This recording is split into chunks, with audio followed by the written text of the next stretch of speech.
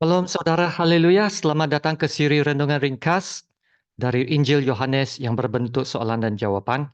Kiranya kasih karunia dan damai sejahtera melimpahi Anda oleh pengenalan akan Allah dan akan Yesus Tuhan kita. Haleluya, kita masuk ke dalam bab yang baru, bab yang kelima, Yohanes 5 ayat 1 hingga ke 9 dengan tajuk ini, kenapa hanya menyembuhkan satu orang? Mari kita baca dari ayat yang pertama. Sesudah itu, ada hari raya orang Yahudi dan Yesus berangkat ke Yerusalem. Di Yerusalem, dekat pintu gerbang domba, ada sebuah kolam yang dalam bahasa Ibrani disebut Bethesda, ada 5 serambinya. Dan di serambi-serambi itu berbaring sejumlah besar orang sakit, orang-orang buta, orang-orang timpang, dan orang-orang lumpuh yang menantikan goncangan air kolam itu. Sebab sewaktu-waktu turun malaikat Tuhan ke kolam itu dan menggoncangkan air itu, barang siapa yang terdahulu masuk ke dalamnya sesudah goncangan air itu menjadi sembuh, apapun juga penyakitnya. Di situ ada seorang yang sudah 38 tahun lamanya sakit. Ketika Yesus melihat orang itu berbaring di situ, dan karena ia tahu bahwa ia telah lama dalam keadaan itu, berkatalah ia kepadanya, "Maukah engkau sembuh?" Jawab orang sakit itu kepadanya, "Tuhan, tidak ada orang yang menurunkan aku ke dalam kolam itu apabila airnya mulai goncang. Dan sementara aku menuju ke kolam itu, orang lain sudah turun mendahului aku." Kata Yesus kepadanya, "Bangunlah, angkatlah tilammu dan berjalanlah." Dan pada saat itu juga, sembuhlah orang itu, lalu ia mengangkat tilamnya dan berjalan. Tetapi hari itu hari Sabat. Demikianlah firman Tuhan. Yesus pergi ke Yerusalem untuk mengikut suatu perayaan besar. Di Bethesda, Yesus telah menyembuhkan seorang yang menderita sakit lumpuh selama 38 tahun. Yesus melakukan penyembuhan itu pada hari Sabat. Nah, inilah tanda ketiga dari 7 tanda yang dicatat dalam Injil Yohanes. Ya, soalan edisi ini, kenapa ada ramai orang yang berkumpul di kolam Bethesda? Siapakah mereka yang berkumpul di sana? Siapakah yang Yesus jumpa? Pada pendapat Anda, kenapakah Yesus hanya berbicara kepada satu orang sahaja dan hanya menyembuhkan dia dari antara orang ramai yang ada di sana? Yang kedua, perhatikan soalan Yesus kepada pesakit itu.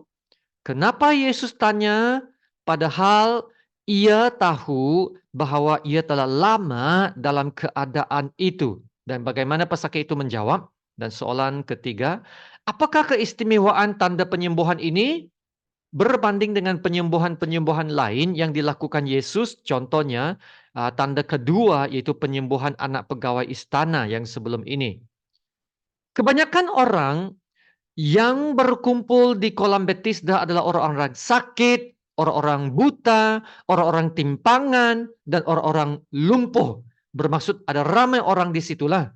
Nah, mereka menantikan goncangan air dalam kolam itu seolah-olah ada keajaiban pada kolam itu yang dapat menyembuhkan penyakit. Nah, di sana Yesus berjumpa dengan seorang yang menderita lumpuh selama 38 tahun. Yesus boleh saja menyembuhkan semua orang di situ. Inilah tempat yang paling baik sekali untuk memajukan pelayanannya. Tempat yang paling baik untuk menarik perhatian lebih ramai orang kepada Yesus, ya, untuk menarik lebih ramai followers. Karena ramai orang dari luar kota telah berkumpul di Yerusalem pada masa itu untuk menghadiri suatu perayaan yang besar. Tetapi itu bukan rencana Yesus untuk meningkatkan popularitinya. Ya, tumpuan dan misi utama Yesus bukannya menarik perhatian dan mengumpul lebih banyak pengikut. Yesus tak mau orang ramai mengikut dia hanya karena tanda-tanda yang dia lakukan. Sebab sudah dibagi tahu beberapa kali sebelum ini Yesus mengenal hati manusia. Ya, ini sudah dibahas di siri-siri yang sebelum ini. Sekiranya orang ramai mengikut Yesus hanya karena dia seorang pelaku mukjizat, miracle worker, ya. Nah, ini akan menghambat misi Yesus untuk memberitakan kebenaran dan Injil keselamatan kepada mereka. Sebab mereka tidak akan fokus kepada kebenaran-kebenaran yang coba disampaikan oleh Yesus karena mereka hanya bertumpu kepada tanda-tanda sahaja. Nah, kita juga perlu belajar bahwa penyembuhan itu adalah anugerah daripada Tuhan. Kita boleh meminta, kita boleh mengharapkan penyembuhan dari Tuhan. Yesus memang berbelas kasihan kepada semua orang yang sakit. Tetapi Yesus ingin melakukan penyembuhan yang lebih dalam, yaitu penyembuhan dalaman hati manusia yang berdosa. Inilah juga yang dikatakan dalam Yesaya 53 ayat 5. Tetapi dia tertikam oleh kerana pemberontakan kita. Dia diremukkan oleh kerana kejahatan kita. Ganjaran yang mendatangkan keselamatan bagi kita ditimpakan kepadanya. Dan oleh bilur-bilurnya kita menjadi sembuh. Yesus ingin membawa perubahan hidup kepada manusia melalui penyembuhan rohani. Soalan yang kedua. Nah, perhatikan soalan Yesus kepada pesakit itu. Kenapa Yesus tanya padahal ia tahu bahwa ia telah lama dalam keadaan itu, dan bagaimana pesakit itu menjawab? Dalam ayat yang ke-6, Yesus bertanya kepada pesakit itu, "Maukah engkau sembuh?" Yesus yang tahu segala-galanya sudah pasti tahu keadaan pesakit itu. Namun Yesus bertanya juga sama ada pesakit itu mau disembuhkan. Yesus mau menawarkan penyembuhan kepada pesakit itu. Tetapi pesakit itu juga mesti meminta dan mengingini penyembuhannya. Penyembuhan yang dari Yesus. Sebab dalam ayat yang ke-7, pesakit menjawab Yesus begini, "Tuhan, tidak ada orang yang menurunkan aku ke dalam kolam itu apabila airnya mulai goncang. Dan sementara aku menuju ke kolam itu, orang lain sudah turun mendahului aku." Nah, daripada jawaban pesakit itu dan perbualannya dengan orang-orang Farisi dalam ayat 13 ya, nanti mungkin dia belum lagi kenal siapakah sebenarnya Yesus. Dan yang keduanya, dia memang mau disembuhkan dan dia mengharapkan penyembuhan dari goncangan air dalam kolam itu. Ketiga, dia telah bertahun-tahun mencoba untuk turun ke dalam kolam itu tetapi tidak dapat. Tidak ada kawan atau orang lain yang menolong dia. Dia selalu dikalahkan saja oleh orang lain yang mendahuluinya. Mungkin sekarang dia mengharapkan Yesus dapat tolong angkat dia turun ke dalam kolam itu. Jadi pesakit ini telah fokus kepada kolam air untuk penyembuhannya. Dia tidak sedar Yesus dapat menyembuhkannya. Amin. Saudara, dia tidak sadar Tuhan berdiri di depannya. Wow, Tuhan berdiri di depannya. Adakah kita meletakkan fokus kita pada perkara yang betul? Sebab Yesus sentiasa beserta kita. Tetapi banyak kali kita memberi tumpuan kepada situasi kita, kebimbangan kita, ketakutan kita, kerisauan kita. Dan kita terlupa pula bahwa Yesus ada. Yesus bersama dengan kita. Haleluya. Dalam Mazmur 46 ayat yang pertama mengatakan begini.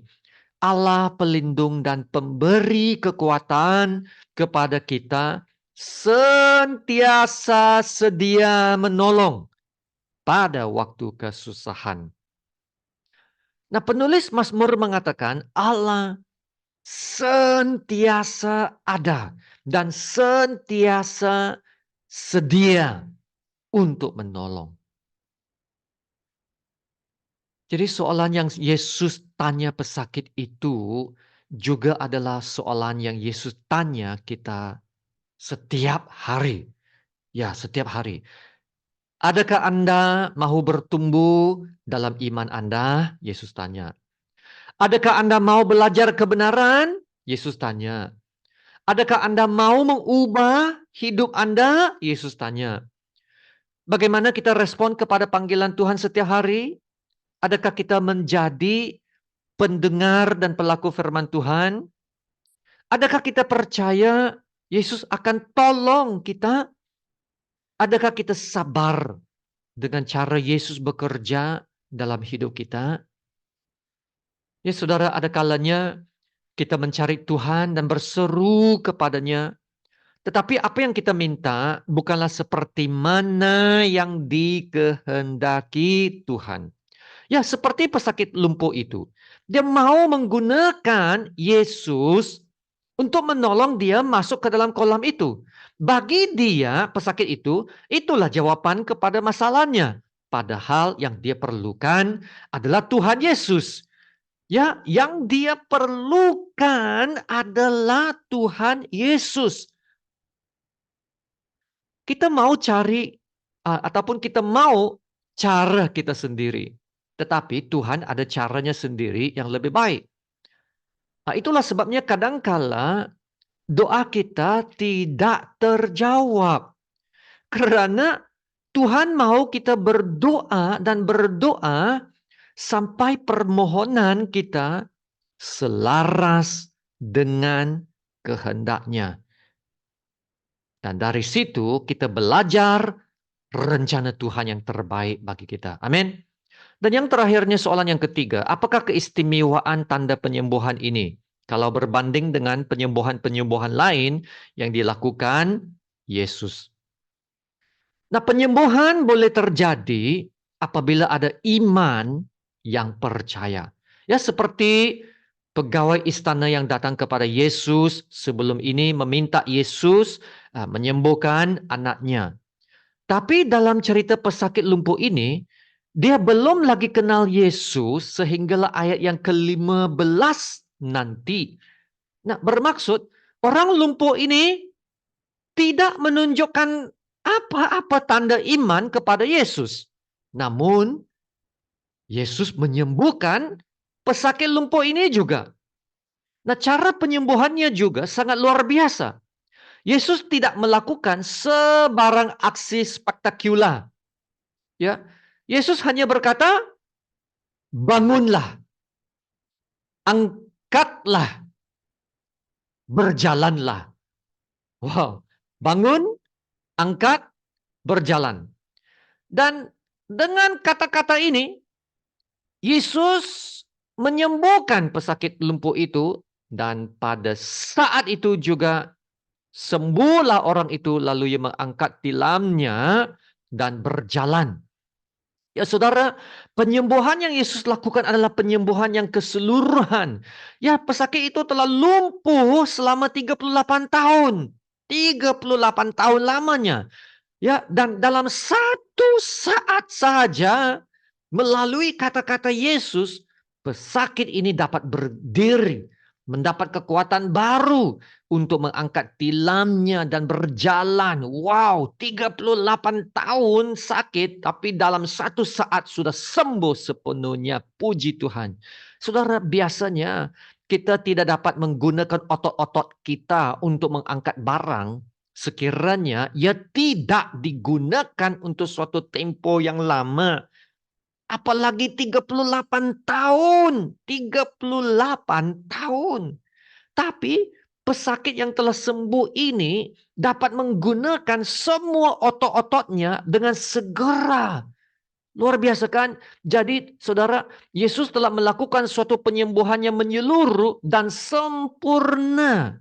Dan ini sekali lagi menunjukkan kuasa dan kedaulatan kata-kata Yesus. Saudara, sekiranya Yesus dapat melakukan perkara yang luar biasa untuk seorang pesakit yang belum lagi ada iman terhadap Yesus, bagaimana pula dengan orang-orang yang hidup beriman dalam Yesus? Haleluya. Sudah pasti Yesus dapat melakukan jauh lebih besar daripada apa yang dapat kita pikir dan doakan. Amin. Haleluya. Mari kita berdoa. Haleluya, Bapa kami yang di surga, Engkau Bapa yang sungguh-sungguh luar biasa, Maha kuasa, Maha mulia, Maha tahu, dan Maha hadir. Terima kasih Bapa untuk firman-Mu. Kami dapat belajar kebenaran-kebenaran yang luar biasa. Iman kami telah dibangkitkan. Karena firman-Mu adalah benar. Firman-Mu adalah hidup. Firman-Mu adalah berkuasa. Ya Bapa, kiranya firman-Mu hari ini dapat membangkitkan iman semua pendengar. Terutamanya yang sedang menghadapi masalah. Yang sedang menghadapi pergumulan, cabaran, dan ujian hidup. Supaya kami tidak akan fokus kepada keadaan kami. Atau dikalahkan oleh keadaan kami. Tapi kami akan menunjukkan mata kami kepada Tuhan Yesus yang dapat yang boleh membawa penyembuhan, yang boleh memberikan kekuatan dan hikmat kebijaksanaan. Ya Tuhan, terima kasih. Kami percaya Engkaulah Allah Immanuel, Allah yang sentiasa menyertai. Dan karena penyertaan-Mu, kami akan mendapat keselamatan. Kami akan mendapat kemenangan. Kami akan mendapat kekuatan. Terima kasih Bapa. Terima kasih Bapa. Engkau gembalaku yang baik. Dalam nama Tuhan Yesus, kami berdoa dan ucap syukur. Amin. Haleluya, sama-sama kita menerima berkat Tuhan. Tuhan memberkati engkau dan melindungi engkau. Tuhan menyinari engkau dengan wajah-Nya dan memberi engkau kasih karunia. Tuhan menghadapkan wajah-Nya kepadamu dan memberi engkau damai sejahtera. Amin.